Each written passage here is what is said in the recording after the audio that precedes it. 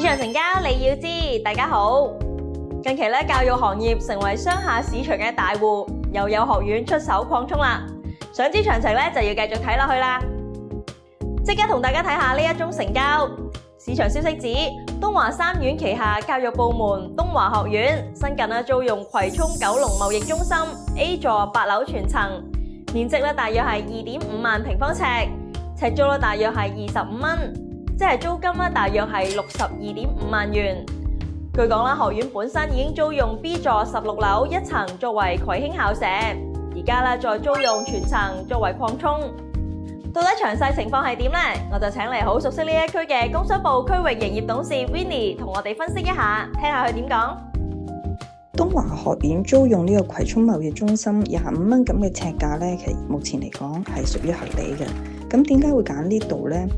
首先係講緊佢鄰近地鐵站啦，地鐵站一出嚟直接有天橋接駁啦。咁講緊學員又好啊，啲老師又好啊，咁佢哋都唔需要風吹雨打，可以接到呢個物業啦、返學啦，咁都係非常之方便。同埋鄰近呢係有啲民生區嘅，咁包括工廠大廈啊，咁佢哋其實食嘢啊，各樣嘢都非常之方便嘅。咁當然本身東華三院喺呢度係都有用緊一個樓層。咁所以佢哋租翻呢度咧都相對合理。本身啲學員離開，或者可能由於佢哋目前嚟講越嚟越多啲學生咁唔夠用，咁喺呢度擴充翻都方便管理嘅。近月咧，其實有唔少教育行業租或者買入大面積嘅商廈，包括都大、城大、科大、英基，早前都出手擴充。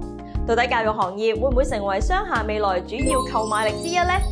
預計未來會唔會有更多教育行業租或者買入嘅成交呢？自從政府推出呢個專才計劃，咁其實咧教育行業問盤嘅情況就越嚟越多。未來預計租又好買又好啦，啲成交應該都會多翻嘅。教育行業都會成為未來商廈咧其中一個主要嘅購買力咯，我哋相信。